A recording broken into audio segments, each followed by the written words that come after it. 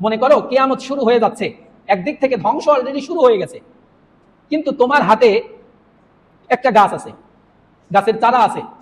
আল্লাহর নবী, বিশ্ব নবী বলছেন, কিয়ামত একদিক থেকে শুরু হয়েছে, তুমি জেনেছো, বুঝতে পেরেছো, তোমার হাতের ওই চারা লাগানোর সময়টা যদি তুমি পাও যে আমার এই পর্যন্ত কিয়ামতের ভয়াবহতা আসতে আসতে আমি হাতের এই চারা গাছটা লাগাতে সক্ষম হব, আল্লাহর নবী বলছেন ফালিয়াগরিসা, তাহলে কিয়ামত একদিকে শুরু হয়ে যাক, আরেকদিকে তুমি গাছটা লাগানোর জন্য চেষ্টা করবে। জোরে বলুন না সুবহানাল্লাহ। বৃক্ষরোপণ, গাছ লাগানো এমন একটা ইবাদত যেটা শুধুমাত্র আপনার ইবাদতের সাথে সম্পর্ক না, মানব কল্যাণের সাথে সম্পর্ক, পরিবেশের ভারসাম্য রক্ষার সাথে সম্পর্ক। তার মানে একের ভিতরে তিন।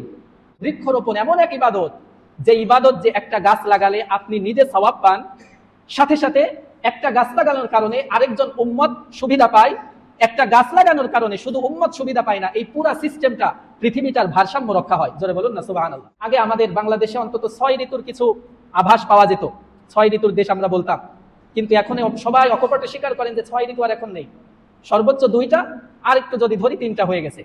কিন্তু এই 6 ঋতু আবার ফিরে আসা সম্ভব যদি আমরা পৃথিবীর যে ভারসাম্য, যেভাবে যেখানে যতটুকু থাকা দরকার, সেটা যদি আমরা বাস্তবায়ন করতে পারি।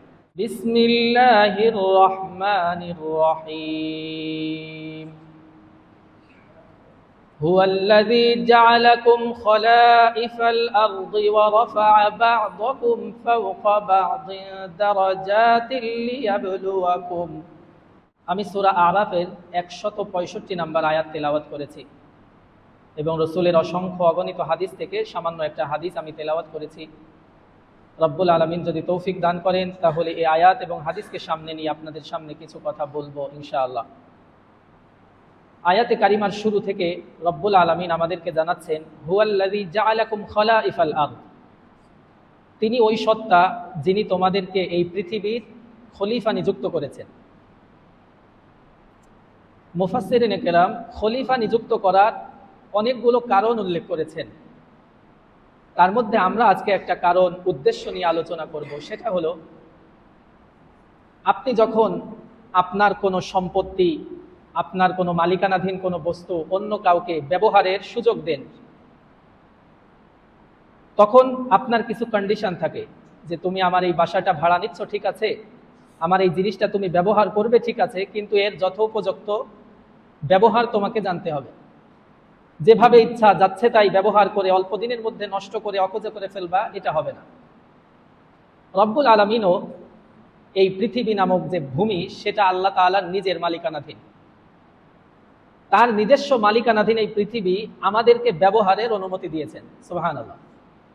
তবে সাথে সাথে আল্লাহ তাআলা আবার বলছেন, এই পৃথিবীতে যতটুকু যা থাকার প্রয়োজন ছিল আমি সব কিছু দিয়ে রেডি করে তোমাদের জন্য দিলাম, কিন্তু এর যথেচ্ছা ব্যবহার, অপব্যবহার, ভুল ব্যবহার যদি তোমরা করো তাহলে কিন্তু তোমাদের উপর বিপর্যয় নেমে আসবে।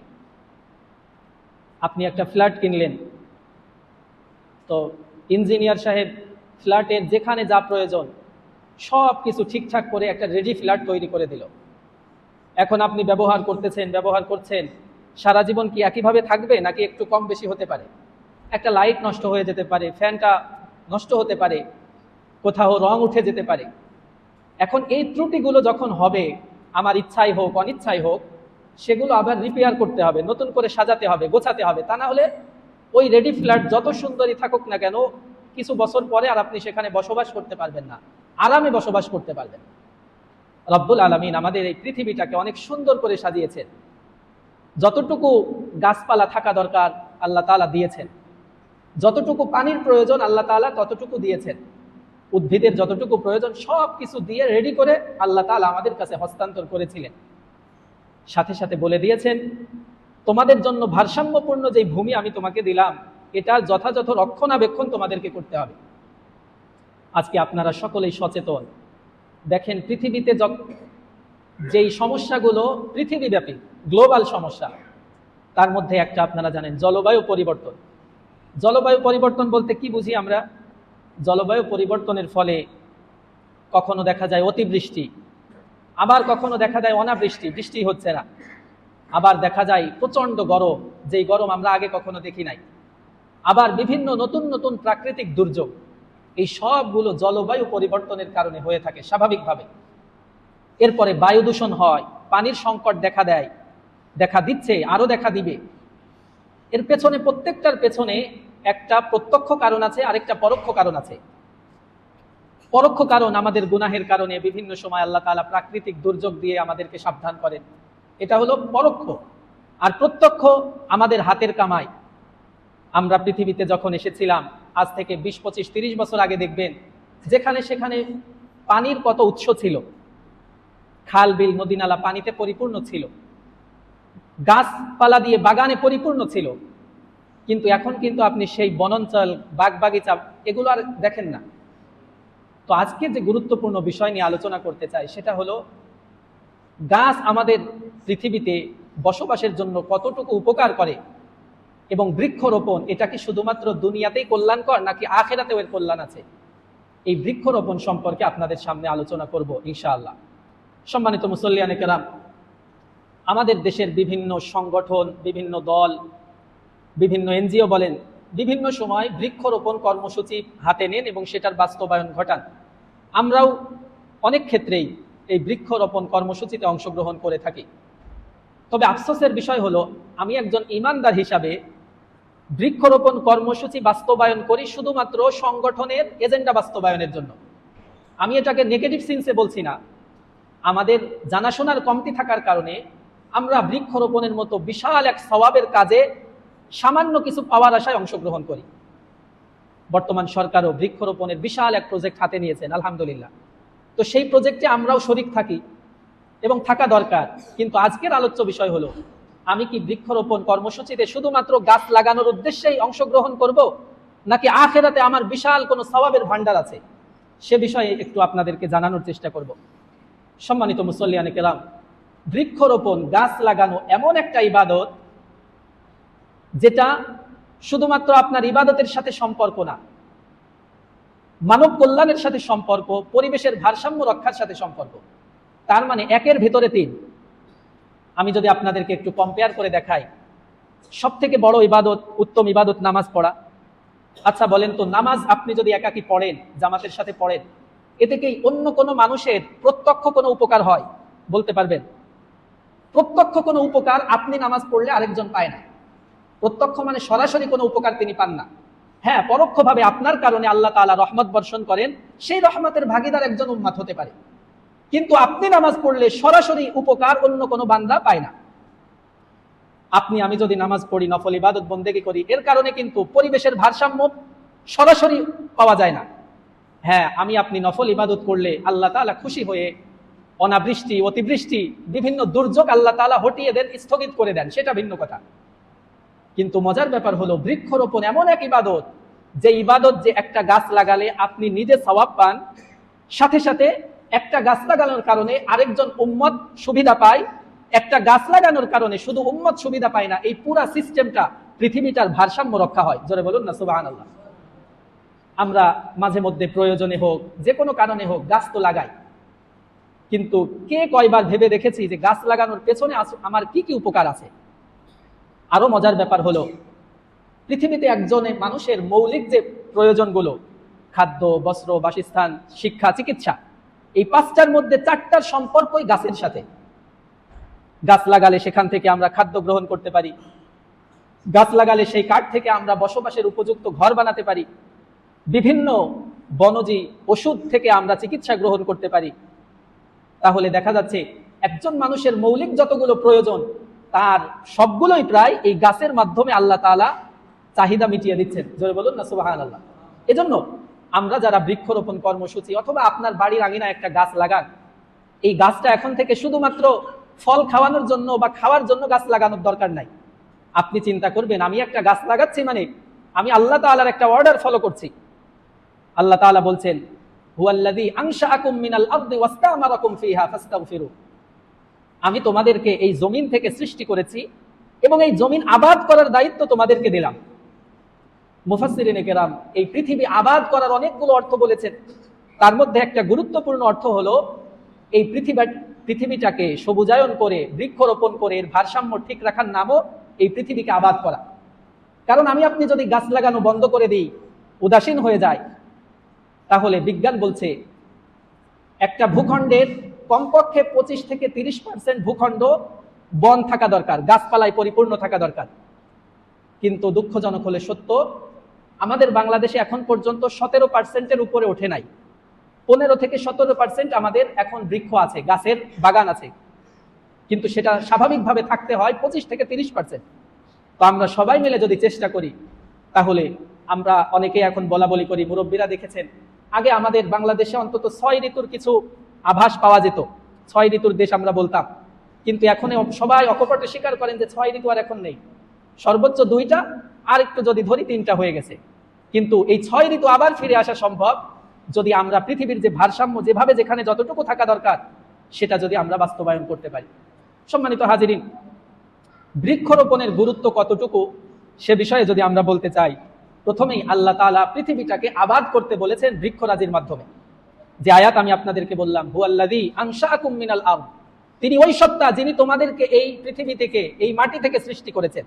ওয়াস্তামারাকুম ফিহা, আবার তিনি তোমাদেরকে এই মাটিকে আবাদ করার, চাষাবাদ করার দায়িত্ব তোমাদেরকে দিয়েছেন। এখান থেকে আমাদের এই পৃথিবীকে আবাদ করার একটা দিক নির্দেশনা আল্লাহ তাআলা আমাদেরকে দিয়েছেন, সেটা বাস্তবায়ন কল্পে আমরা একটা গাছ লাগালেও এই আয়াতকে স্মরণ করে লাগাতে পারি, তাহলে আল্লাহর দেওয়া একটা দায়িত্ব আমার মাধ্যমে পালন হবে। শুধু তাই নয়, আল্লাহ তাআলা পৃথিবীতে অসংখ্য অগণিত নিয়ামত দিয়েছেন, কুদরতি নিদর্শন দেখিয়েছেন। আল্লাহ তাআলা বিভিন্ন জায়গায় কোরআনে কারিমের মতো এত মহা গুরুত্বপূর্ণ কিতাবের মধ্যে বৃক্ষরোপণের কথা জায়গায় জায়গায় আল্লাহ তাআলা বলেছেন।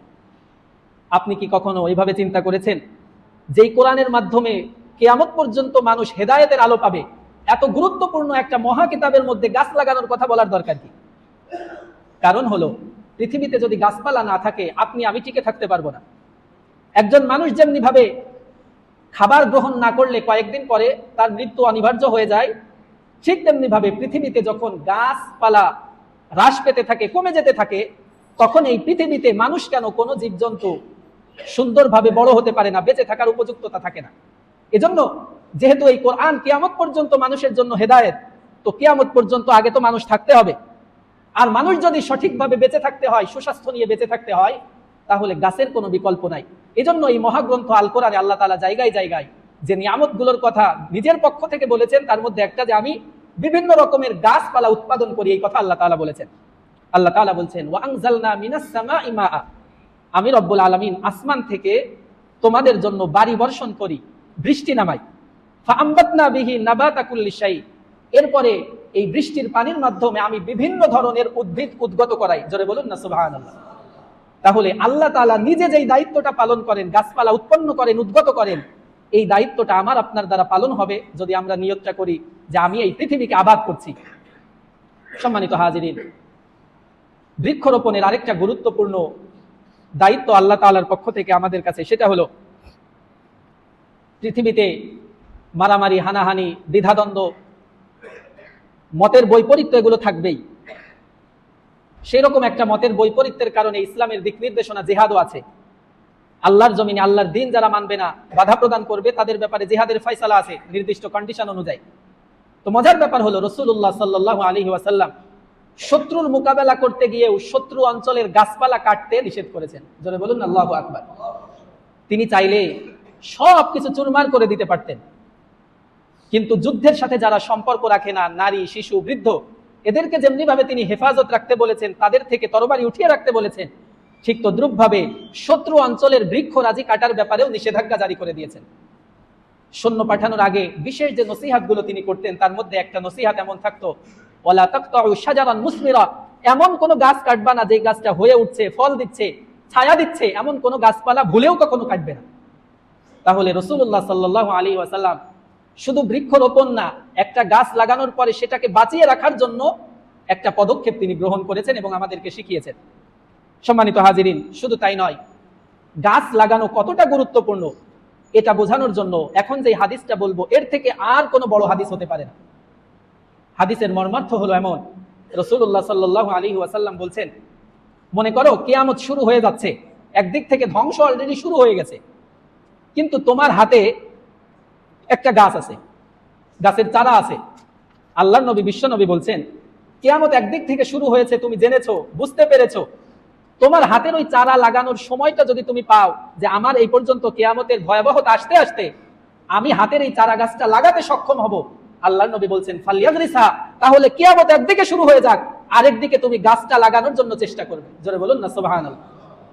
সম্মানিত হাজিরিন, আল্লাহর নবী যে হাদিস খানা বলেছেন সেটা হলো ইনকামাতিস সাআ, যদি কিয়ামত সংঘটিত হওয়া শুরু হয়ে যায়, অফি ইয়াদিকুম ফাসিলাতুন, আর এমতো অবস্থায় তোমার হাতে একটা গাছের চারা আছে, যেই চারাটা তুমি রোপণ করতে পারো, তোমার মনে হচ্ছে যে আমি 1 মিনিটের মধ্যে 30 সেকেন্ডের মধ্যেই গাছটা রোপণ করে ফেলতে পারবো, তাহলে হাত্তা ইয়াগরিসাহা ফালিয়াগরিসহা, তাহলে কিয়ামত একদিকে শুরু হয়ে যাক, সমস্যা নাই, গাছটা রোপণ করতে সক্ষম হলে আগে গাছটা রোপণ করবা। জোরে বলুন না সুবহানাল্লাহ। তাহলে আল্লাহর নবীর এই হাদিস থেকে বৃক্ষরোপণ, গাছ লাগানোর যে গুরুত্ব, এটা বুঝতে আমাদের আর কোনো হাদিস আয়াতের প্রয়োজন পড়ে না। এজন্য সম্মানিত হাজিরিন, আমরা তো কত সময় গাছপালা নিজেদের প্রয়োজনে লাগাই, তো গাছ লাগানোর সময় আমাদের চিন্তা করা দরকার, আমি যেই গাছটা লাগাচ্ছি এটা তো অটোমেটিক বড় হলে ফল ফলাদি দিয়ে আমি ভোগ করবই, কিন্তু এরপরেও আমার দায়িত্ব হলো এই গাছটা আমি লাগাচ্ছি পরিবেশের ভারসাম্য রক্ষার জন্য, এই গাছটা আমি লাগাচ্ছি যেন আমি এই পৃথিবীটাকে আবাদ করার যে দায়িত্ব আল্লাহ তাআলা আমাকে দিয়েছেন, সেই দায়িত্বের কিছু হলেও যেন আমি পালন করতে পারি। সম্মানিত মুসল্লিয়ানে কেরাম, এরপর গাছ লাগালে আমরা তো নিজেরা ফল ফলাদি ভোগ করতে পারি, এটা কমন একটা উপকার, কিন্তু আল্লাহ নবী সাল্লাল্লাহু আলাইহি ওয়াসাল্লাম এর থেকে অনেক বড় উপকারের কথা আমাদেরকে বলেছেন। আল্লাহ নবী বলেছেন মা মিন মুসলিমিন ইয়াগরিসু গারসান, কোন মুসলমান মুমিন যদি একটা গাছ রোপণ করে, ফায়াকুলু মিনহা তায়রুল, এমন একটা জায়গায় গাছ লাগিয়েছে যে স্বাভাবিকভাবে ওই গাছের ফল তার খাওয়ার সুযোগ নাই, তার বাড়ি থেকে অনেক দূরে রাস্তার ধারে, কিন্তু সে নিজে খেতে পারে নাই, সমস্যা নাই, সেখান থেকে যদি কোনো পশু পাখি ওই গাছের ফল খায়, আও ইনসানুন, অথবা রাস্তার ধারে একটা গাছ লাগিয়েছে, ওই গাছের থেকে ফল সে নিজে খেতে পারে না, চলার পথে মানুষ খায়, ছোট বাচ্চারা খায়, অথবা আও বাহিমাতুন, কোনো চতুষ্পদ জন্তু ওই গাছের থেকে উপকার গ্রহণ করে, ফল খায়, ছায়া একটু বিশ্রাম নেয়, তাহলে আল্লাহর নবী বলছেন ইল্লা কানা লাহু বিহি সাদাকা, তাহলে আমরা যে দান সাদাকা করি প্রতিদিন প্রতিনিয়ত, এই দান সাদাকায় যেমনি ভাবে সওয়াব হয়, একটা গাছ রোপণ করলে ওই গাছ থেকে কোনো পশু পাখি, কোনো চতুষ্পদ জন্তু, কোনো মানুষ উপকৃত হলে যেভাবেই উপকৃত হোক না কেন, প্রত্যেকটা উপকারের বিনিময়ে তার আমলনামায় একটি করে সদকার সওয়াব লেখা হয়। জোরে বলুন না সুবহানাল্লাহ। সম্মানিত হাজিরিন, আমরা একটা হাদিস বারবার শুনেছি, সেটা হলো সদকায়ে জারিয়া। মানুষ যখন মারা যায় তখন তার সব নেক আমলের দরজা, বদ আমলের দরজা বন্ধ হয়ে যায়, শুধুমাত্র 3টা দরজা খোলা থাকে, একটার নাম সদকায়ে জারিয়া, আরেকটা ওয়ালাদে সালেহ, আও ইলমিন ইউনতাফাউ বিহি, অথবা ইলমের এমন কিছু সামগ্রী, একটা বই হতে পারে যেটা তিনি লিখে গিয়েছেন, পরবর্তী প্রজন্ম সেই বই পড়ে উপকৃত হয়েছে, এগুলোর সওয়াব যেতে থাকে। তো আমরা সদকায়ে জারিয়ার কথা যখন শুনি, আমাদের মুখ থেকে অধিকাংশ সময় বের হয়ে যায় কিছু টাকা পয়সা মসজিদ মাদ্রাসায় দেওয়া, গরিব মিসকিনকে দেওয়া, এগুলো স্বাভাবিকভাবে বের হয়, কিন্তু সদকায়ে জারিয়ার একটা বড় উৎস হলো আপনি যেখানে সুযোগ আছে সেখানে একটা গাছ লাগিয়ে যাবেন।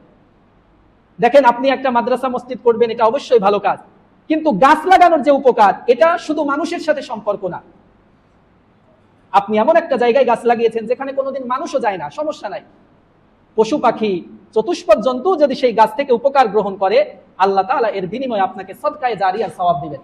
এজন্য সম্মানিত মুসল্লিয়ানে কেরাম, আমাদের প্রত্যেকের উচিত এই পৃথিবীর ভারসাম্য রক্ষার জন্য গাছ অত্যন্ত গুরুত্বপূর্ণ ভূমিকা পালন করে, সেই দিক বিবেচনা করে অন্তত আমাদের প্রত্যেকের উচিত একটু চিন্তা ভাবনা করে পরিকল্পিতভাবে গাছ লাগানো।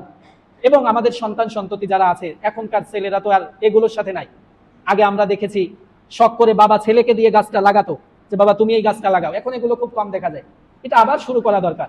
আপনার সন্তানকে দিয়ে আপনি গাছটা রোপণ করান, এক একজনের নাম নিয়ে নিয়ে আপনি একটা গাছ লাগান।